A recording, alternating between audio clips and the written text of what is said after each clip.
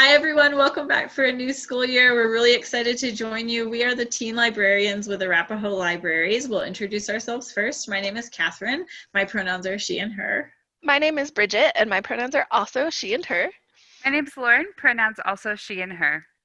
And we will be recording some book talks for you to share throughout the school year. Normally, we like to come and join you in person. We recognize we can't do that this year. And so we still want to share with you the books that we've been reading and loving. We're going to start out with some books that are great for sixth grade readers. And so we will jump right in.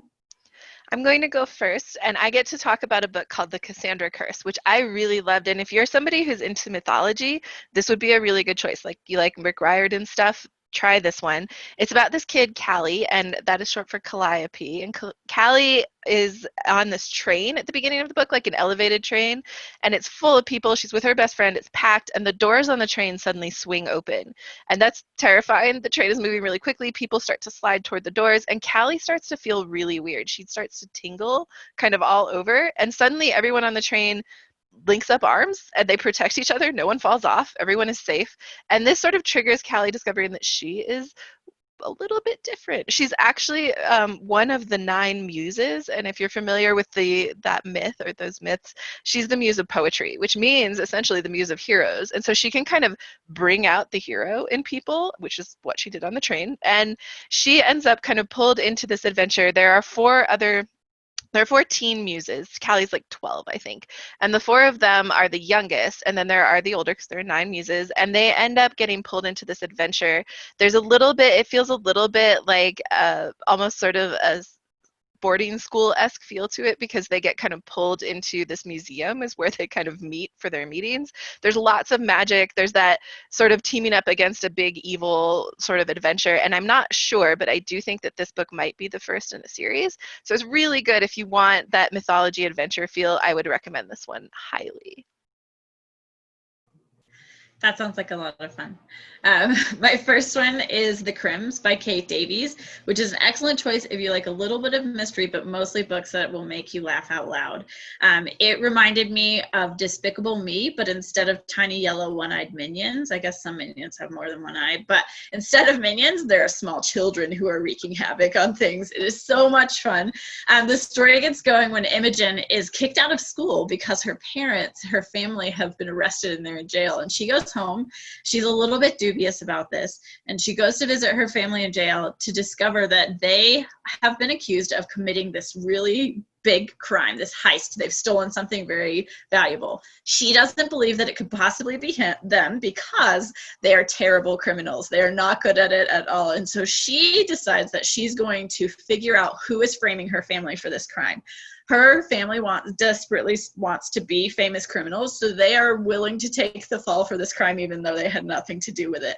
She is going to get them out because somebody needs to take care of all of the minion children. She does not want to have to do it. She wants to go back to school. It is so, so funny. I highly recommend it. I laughed out loud so many times while I was reading this book. I second that recommendation. It is fantastic. So the first one I'm going to talk about is actually a graphic novel called Haphaven, and it's all about being superstitious. And Alex's family is very superstitious. Black cats going in front of you, walking under open ladder, like all of those are to be avoided severely. And one day she happens to step on a crack, and her mom's back actually breaks. And so she's trying to figure out how to save her mom. She doesn't know how to do that. Her mom is in the hospital, and that's when she wakes up at home, and there's this little guy called Hubbub. He's a leprechaun sitting on her lamp, like on the edge of it, and he is there to help her get to Haphaven, where all the lynxes are, and jinxes, and that's where they live. And so on their way there, he's telling her all the history, which I really enjoyed. It was fascinating to hear about all these different jinxes. And once they get there, she has to figure out who she has to kind of appease in order to get her mom to feeling better and things like that. And as you look through the art in it, you'll see like all these different clovers for the good luck and like all these different things. But there's something in particular that she is needing to do and accomplish in order to help her mom. I really love the creativity. The artwork is phenomenal. And it really made me think about good luck being just something that is random versus something that comes to us from somewhere like Haphaven. It really is super fun. I highly recommend it. So that is Haphaven. My next book is the opposite. Mine is a nonfiction, and it's about LeBron James. It's a book that makes the case that LeBron James is the greatest of all time basketball player. So I believe it's called like LeBron James GOAT, something like that. The title is basically his name. And it's a really good choice if you like the kind of statistics part of basketball, if you like digging into how a team plays and how a player's sort of fits within a team and within the league. And it follows him from the time that he was a kid, that like starts when he's like 8 years old, and it follows him up to kind of present day. And one of the things that I really liked about it, it's got lots of photos. You can see him as a teenager. He was extremely tall as a teenager. He hit his height early.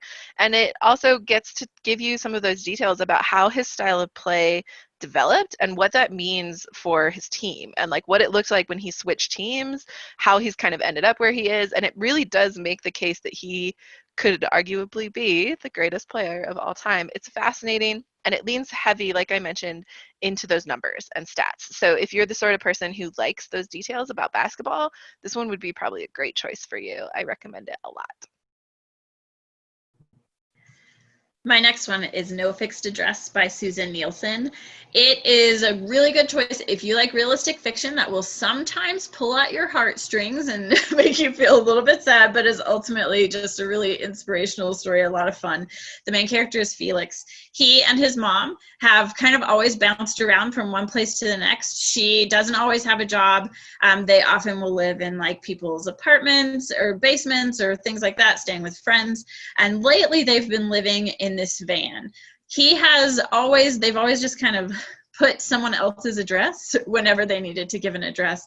And recently he has gotten the opportunity to try out for a quiz show that he has always desperately wanted to compete on, partially because there's a $50,000 prize. And if he wins, he knows that he could help his mom, they could have a stable place to live, and everything would be better. He doesn't really think he has that much of a chance of actually winning until he's called back, and it is more important about where he lives, and things start to go wrong. Things start to fall in place. He finds out that his mom actually stole the van that they've been living in, and all of these things seem to be building up against him. And so you have to read the book to find out if he's going to be able to actually compete, what's going to happen with Felix and his mom. I'm going to talk about City Spies next, and it is definitely like a James Bond feel to it, very mystery based, and kind of that espionage spy type feel. And it's about Sarah Martinez, and she is caught hacking, and she is sent to the juvenile detention facility. And she is bailed out by this woman called Mother, who is actually a British spy. And essentially, Mother is going to wants to hire Sarah for her ability of hacking into the MI6 agency, which is the foreign intelligence service for the United Kingdom. And Sarah doesn't know what to do. She was in foster care before. Now she's going to have like this more stable home. And so while she's at boarding school, she is around other, what they call like misfits that have amazing talent. So she is learning from all these people as well, but she's also going on these different mysteries, like these different kind of intelligent missions that she's trying to figure out what's happening. I really enjoy how you get to know each character, how they work together. There is lots kind of, you don't know what's happening at certain points, obviously because they're spying. So you as the reader are kind of feel like the spy as well with them. I really look forward to the next one, hopefully next year, because this one just came out. But if you want something that will keep you on your toes and you're kind of also the spy with them, this one's really good. That's City Spies.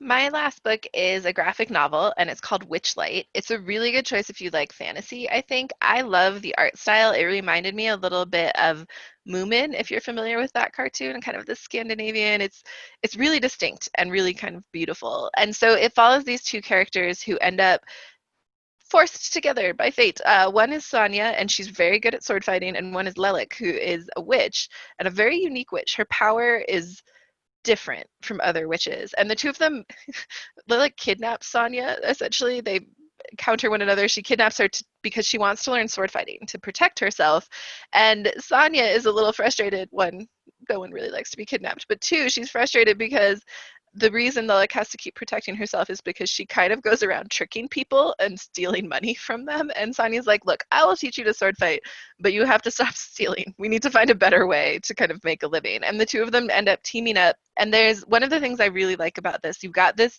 fantasy adventure piece, but there's also a mystery. Something awful happened in Lilac's past, something really dark. And there's this sort of slow reveal of what it was, and if there's could be something changed or done about it. And then there's also a very sweet hint of romance as the two of them are trying to kind of figure out if maybe they might be into each other romantically, or maybe they also kind of hate each other because they don't get along very well. It's sort of that love-hate, enemies to lovers type relationship. Is really sweet, very like fun. And if you're a fantasy person, I think you might like that graphic novel. My last one is Echo Mountain. It's Lauren Wolk's newest book. She wrote Beyond the Bright Sea and Wolf Hollow. She really does an excellent job bringing different historical time periods to life. This book is set in the Great Depression, and it follows Ellie and her family. They had to move out of the city, and they are now living on a mountainside in Maine, and essentially are having to figure out how to survive with almost nothing. Her parents lost all of their money and their jobs at the beginning of the Great Depression. And so Ellie has really taken to it. She loves living on the mountain. What you find out at the beginning of the story is that her father was injured a few months ago. A tree fell on him. Everyone in the family actually blames Ellie for this accident that happened. She has a secret that she's keeping, and you kind of have to try to guess what that secret is throughout the book. It's eventually revealed. But she is desperate to figure out how to help her dad wake up from this coma that he's been in for a very long time. And one day she is actually led up the mountain by this scraggly little dog, and she meets the lady that everyone kind of considers like an eccentric old witch almost that lives on the top of the mountain. But what Ellie finds out is that she was actually a nurse before the Great Depression, and she thinks that if she can befriend her and help her with the things that she needs, she might be able to come down the mountain to help her nurse her dad back to health. So this one is a really great adventure story. If you like stories about survival, especially in the wilderness, I highly recommend this one. Awesome. My last one is called The Girl Who Could Fly, and it is a very fun mashup of Little House on the Prairie and X-Men. Two very different stories, but matched up together, they are perfect. And so it's Piper McLeod, and she is a very low-key, calm, caring young lady who lives with her parents on a farm, helps take care of the farm, all of the things. But she has one kind of different thing about her, and that's that she can fly. And now that she's older, she's able to control it, and so it's a little bit different than when she was growing up. But that doesn't change the fact that she doesn't have as many friends because there's these rumors. People have speculated that they've seen her kind of floating and things like that. So people are a little bit hesitant getting to know her. But as those rumors start to kind of spread past their town, there's a recruiter of a top secret school that takes on really exceptional students with great abilities, like super strength, super genius, all these big things, and they catch on that she can fly. So they come to recruit her, and her parents agree that that's probably a good fit for her. And so when she's at the school, it's obvious that something's wrong. Something's happening at the school. Obviously, there's super geniuses there. They're figuring it out. That something's off. And when they find out that she can fly and she's really good at it, they think this is perfect. We need you to kind of help hover and take care of things and spy a little bit. And so they're trying to figure out what's going on. And you're trying to figure out also with them, which I really enjoyed as well. And it's very fast paced once they get to the school. It very much has that X-Men feeling as you're learning everyone's abilities and things like that. And some of them are like shy and hide it, and then all of a sudden they're like come out with them. It's super fun. It is part of a trilogy, and all three are out as of this year. So I'm super excited to read the next one. But that's The Girl Who Could Fly. It's fantastic. All right, those are all of our books for this month. We look forward to bringing you some more in a couple of months. Thanks for joining us today, and we will see you soon. Bye.